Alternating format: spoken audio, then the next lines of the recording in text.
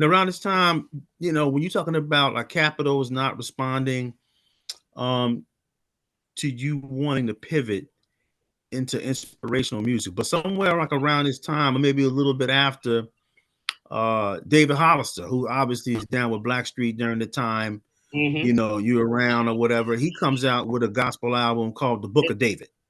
So when you seeing that, you seeing an R&B colleague, fellow singer, able to go ahead and put out inspirational music like that, and you're going through your situation, does it reinforce your um your resolve to say, hey, you know what, this could happen? I don't know, in the sense that I've always had a vision for something different when it came to the inspirational music, though. That it still wouldn't look like that. You know what I'm saying? So it was like I ran into that issue too, even when I was doing inspirational, because that's going to be edgy and different. It's not going to conform to like where you would be able to say he's a gospel artist off the rip. You see what I'm saying? So I think that was the challenge there for me. So I had to realize, and that's why it couldn't be a bigger blessing for music's the way that music is consumed to have changed, because now the labels don't dictate what is good or what people want to hear. You have different audiences and different niches that you have your own following now that you can build off of. You know what I mean? And feed them what. So I've always had a vision, even if, like I said, with Breakthrough, Faith, different records that I started doing later, they've always been edgier to where even a gospel label might be like, that ain't traditional gospel at that time. Now they're more open, you know what I'm saying? But back then, they wouldn't have wanted to, you know what I'm saying, necessarily jump out there on that, what I was doing. So I never felt like looking at him was telling me, because I've always been a gospel music fan, and I've always been admired gospel artists. You know what I mean? But for me, it was just my vision of what it looks like, and the people I want to reach are different. Now, when you look at that market, let's just say, obviously, the gospel inspirational music capital. Obviously, we're talking about Tennessee. They still have the traditional gospel lane, and they have different lanes that are there. So when you look in terms of someone from a creative side, did you ever consider leaving Virginia Beach after you was in New York for a while to go to a different place to kind of start over creatively? Or did you want to stay grounded in Virginia Beach? Well, it wasn't, I don't think, because again, like you said, real life takes precedence. So at some point, it was about survival. You know what I mean? And then I had family, kids, you get older. So it's about, how do I build something around the life that I have now? Because I have other people depending on me. So it couldn't be all just about following the dream the music at that point. That has to be a part of, integrated into what you do as a person.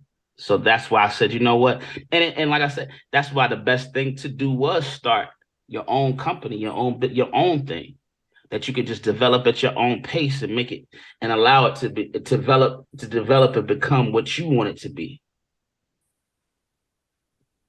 No matter where you are, because you could be planted in, it don't matter what state you planted in for that. You know what I'm saying? You just got to work that thing until it's your time. You got to put the time and the effort in, and you got to have good quality music too, though.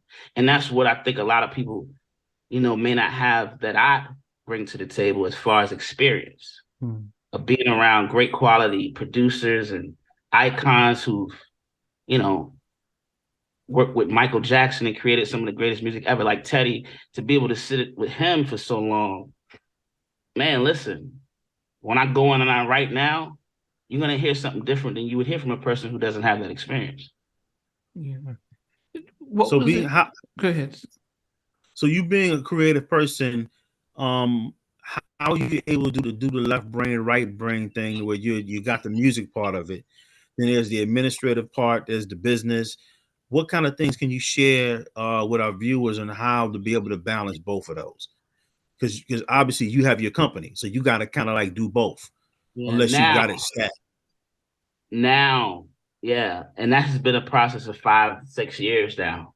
that I've been doing this, you know what I mean, independently, and actually, you know, reached up to 50,000 streams independently. You know what I'm saying? So it's been a process of just really building it.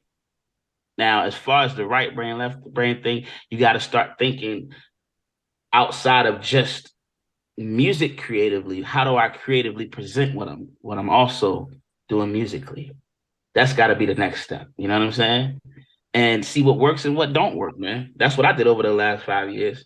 And finally, as I kept saying, wait a minute, what some of the people around me too were letting me know is, hey, you know, a lot of people remember the master plan. They remember the story of the Neptunes and Teddy Riley and all of the things that you've already done. That's what you need to stay instead of just shooting out there randomly the new music. And I think that's what's different about what I'm doing now.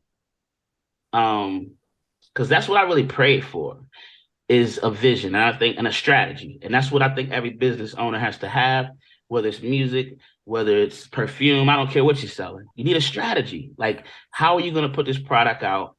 How are you going to market it? What is your strategy? And I think that's what I finally was able to tap into after years of just missing the point that my strategy was really me, you know, and my history in the music industry. And then to have an album like the Master Plan that never came out, and to then have all of those, because I wrote everything, you know what I mean? To have all of that come back to me and be able to still put that out there and have people now enjoy that and use that as my marketing tool, that's the strategy I needed. So I think, because again, even with, man, the amount of music that's being put out daily is so much. You're going to need something to set you apart. What sets you apart? For me, obviously now, thank God, it's because of the years of history that I have, that now when I put stuff, oh, they're like, oh, so I'm able to stand on that. So you got to find out, what is it that's going to make you set apart?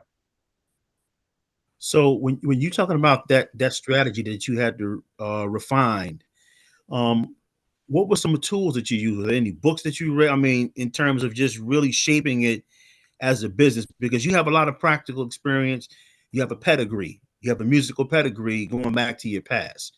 So what kind of tools did you have to kind of move your vision forward? What did you use? I'm gonna be honest, for me, it was just hard knock bumps, bro. Like, you know, and I think that's what you have to do. You got to get out there. You can't be afraid to fail. You know what I mean? And then go back and not make those same mistakes and learn from those mistakes.